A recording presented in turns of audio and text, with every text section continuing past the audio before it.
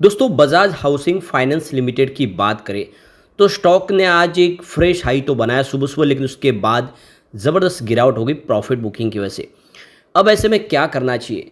क्या इन्वेस्टर को profit book कर लेना चाहिए जिनको आईपीओ में शेयर अलॉट हुए, और जो फ्रेश एंट्री कर चुके हैं लिस्टिंग के बाद उनको क्या करना चाहिए?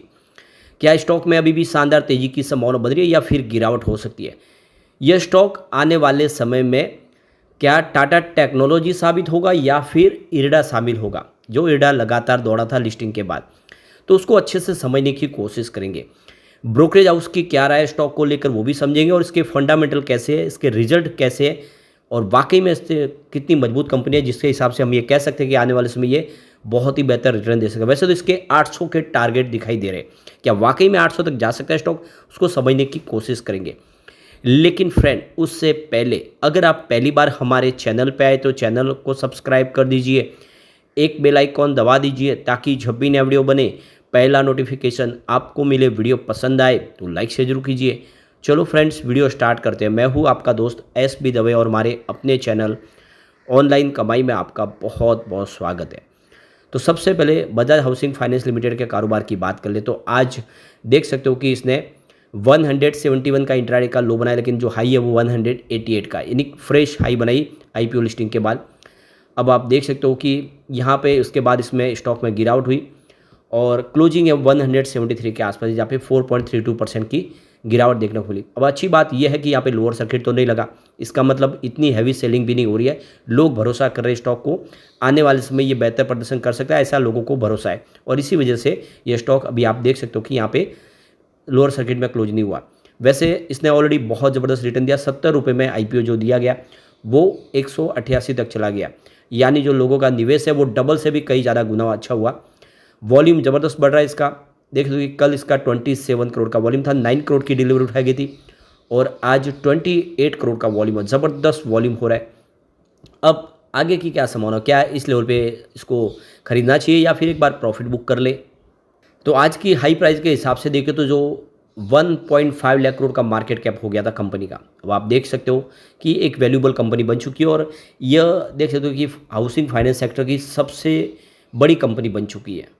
लिस्टिंग 114% प्रीमियम में हुई थी, बहुत ही बेहतर। तो यहाँ पे आज प्रॉफिट बुकिंग का मामला बना। बहुत सारे लोगों ने जो निवेश किया था उनको लग रहा है कि ये जो वैल्यूएशन थोड़ा सा हाई हो गया, यहाँ पे एक बार प्रॉफिट बुक कर ले, और इस वजह से आज प्रॉफिट बुकिंग आ गई। तो यहाँ पे देख सकते हो कि प्रॉफिट मार्क सिक्योरिटीज़ के अविनाश गोरासकर का कहना है कि शॉर्ट टर्म प्रॉफिट बुकिंग आ चुकी है, क्योंकि कुछ लोगों ने सिर्फ शॉर्ट टर्म के लिए ही निवेश किया था या फिर लिस्टिंग गैन लेने के लिए यहाँ पे आईपीओ में अप्लाई किया था, तो वो प्रॉफिट बुक करेंगे। लॉन्ग टर्म प्रॉस्पेक्ट इसका बहुत ही अच्छा है, यानी इस हाउसिंग फाइनेंस के बिजनेस में कंपनी के लिए बहुत सारी अपॉर्चुनिटी है, और आने वाले समय स्टॉक और भी बेहतर कर सकता है। यानी जो लॉन्ग टर्म इन्वेस्टर है उनको स्टॉक को छेड़ना नहीं चाहिए, short term investor profit book कर सकते हैं। अब अगर किसी को आईपीओ में शेयर अलॉट नहीं हुआ और वो एंट्री करना चाहते हैं तो उनके लिए 150 से लेकर 155 का लेवल काफ़ी अच्छा है, यहाँ पे एंट्री कर सकते हैं। तो यहाँ पे देखो कि एसएमटी के को फाउंडर और SEBI registered research analyst VLA Ambala का कहना है कि मेरी सलाह है कि जो निवेशक जोखिम ले सकते हैं उनको 165-175 के आसपास बजाज हाउसिंग फाइनेंस में एंट्री कर लेनी चाहिए। उन्होंने कहा कि अगर आपके पास पहले से ये शेयर है तो 130 रुपये तक गिरने के बाद भी आपको अपनी 50% की होल्डिंग को बनाए रखना चाहिए। बजाज हाउसिंग फाइनेंस लिमिटेड के शेयर को लेकर अंबाला की सलाह है कि बजाज हाउसिंग फाइनेंस के शेयरों का टारगेट 300 से 800 के बीच रह सकता है, यानी स्टॉक आने वाले समय बहुत ही बेहतर कर सकता है। वैसे तो ये टारगेट काफ़ी महत्वाकांक्षी है, लेकिन जिस तरह से हाउसिंग लोन की डिमांड और आबादी बढ़ती जा रही है उस हिसाब से शेयर 800 रुपये का टारगेट टच कर सकता है, यानी बीके अंबाला के हिसाब से ये 800 भी निकट भविष्य में टारगेट दिखा सकता है, जो बहुत ही ज़बरदस्त हो सकता है। दूसरी तरफ आनंद राठी के रिसर्च एनालिस्ट नरेंद्र सोलंकी ने कहा है कि कंपनी को फंडामेंटल्स काफ़ी अच्छे हैं, इसका बिजनेस ग्रोथ भी काफ़ी अच्छा है, शेयर भी सही तरीके से परफॉर्म करें, ऐसे में शानदार ग्रोथ की संभावना है। हालांकि एयूएम कैपिटल के रिसर्च हेड राजेश अग्रवाल का कहना है कि बजाज हाउसिंग फाइनेंस के शेयरों में जो बेहतर जो है एलआईसी के हाउसिंग फाइनेंस के शेयर अच्छे लग रहे हैं, वैल्यूशन उसका ठीक लगा है, ये ओवर वैल्यूशन लग रहा है।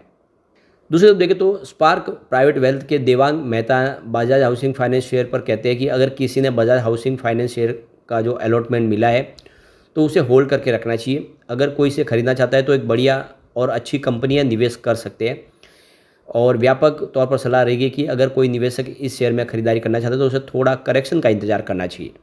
दूसरी तरफ के डी आर चौकसी फिनसर्व के मैनेजिंग डायरेक्टर देवेन चौकसी का कहना है कि सामान्य तौर पर देखा जाए तो बजाज हाउसिंग फाइनेंस कंपनी की तरह दूसरी कंपनियों के मुकाबले 3 साल आगे के लिए बुक वैल्यू 3.5 गुना है, जो काफ़ी महंगा प्रतीत हो रहा है। हालांकि कंपनी के चौतरफा फैले हुए बिजनेस पोर्टफोलियो मॉडल को देखें तो कंपनी इस समय सुनिश्चित करता है कि इसकी ग्रोथ 30% की CAGR से रेट से आगे बढ़ सकती है।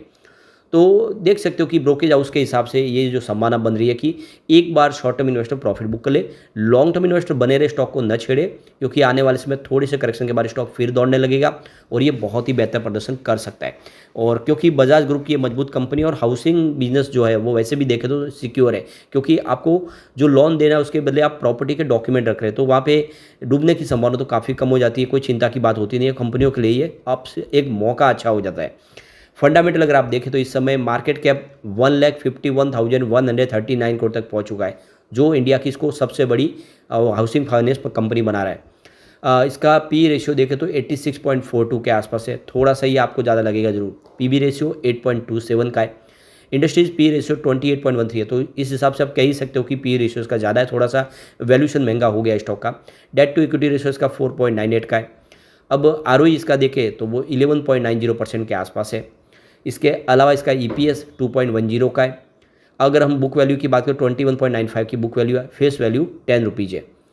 अब अगर हम इसके रिजल्ट की बात करें तो आपको ये समझ में आएगा क्लियरली कि हर साल कंपनी का रेवेन्यू प्रॉफिट बहुत तेज़ी से बढ़ रहा है। 2020 की बात करें तो जो कंपनी का रेवेन्यू था वो 2646 करोड़ के आसपास था, जो 2021 में बढ़ के 3154 करोड़ तक पहुँच गया। और 2022 की बात करें तो ये 3766 करोड़ तक पहुंच गया। लेकिन 2023 बहुत ही शानदार है कंपनी के लिए, जो रेवेन्यू सीधा 5664 करोड़ तक पहुंच गया। यानी जो बड़ा जंप है वो 2023 में रहा। और 2020 के मुकाबले अगर आप देखेंगे तो ये रेवेन्यू जो है वो सीधा आपको डबल होता हुआ दिखाई देगा। बात कर ले प्रॉफिट की, 2020 में 421 करोड़ का प्रॉफिट था कंपनी का, 2021 में हल्का सा बढ़ के 453 करोड़ तक पहुंच गया, 2022 में ये 709 करोड़ के आसपास पहुंचा। लेकिन 2023 में प्रॉफिट सीधा 4 डिजिट में चला गया, 1257 करोड़ का बम्पर प्रॉफिट हुआ कंपनी को। और ये प्रॉफिट अगर आप देखें तो 2020 के मुकाबले 3 गुना है, तो काफ़ी ज़बरदस्त प्रदर्शन किया है। और वाकई में ये एक स्टॉक के अंदर जो है आने वाले समय प्रदर्शन काफ़ी बेहतर रहने की उम्मीद भी दिखा रहा है। अब इसका ईपीएस देखें तो 2020 में 1.12 रुपीज़ के आसपास था, जो 2021 में गिर के 0.93 रुपीज़ के आसपास आ गया। लेकिन 2022 में फिर से बढ़ते हुए 1.45 रुपये तक पहुंच गया और 2023 आते थे ये 1.88 रुपीज़ के आसपास पहुंच गया। तो क्लियरली देख सकते हो कि कंपनी का ईपीएस भी बढ़ा है। तो इसमें यही एक आपके लिए नज़रिया इस समय क्लियरली दिख रहा है कि अगर आप शॉर्ट टर्म इन्वेस्टर है प्रॉफिट बुक कर ले, क्योंकि हो सकता है कि कुछ स्टॉक में थोड़ा सा दबाव देखने को मिले, निकट भविष्य में थोड़ा स्टॉक नीचे आए। लेकिन अगर आपका नज़रिया लॉन्ग टर्म का है तो निवेश को बनाए रखें, क्योंकि स्टॉक आने वाले समय कई नए कीर्तिमान स्थापित कर सकता है। फंडामेंटली कंपनी बहुत मजबूत है। लेकिन फ्रेंड, कोई भी इन्वेस्टमेंट करने से पहले अपने फाइनेंशियल एडवाइजर बड़ा ले या अपना खुद का रिसर्च करें, क्योंकि मैंने वीडियो आपके एजुकेशनल पर्पज़ के लिए ही बनाए। वीडियो पसंद आए तो लाइक से जरूर कीजिए और चैनल को सब्सक्राइब कर दीजिए। Thank you friends.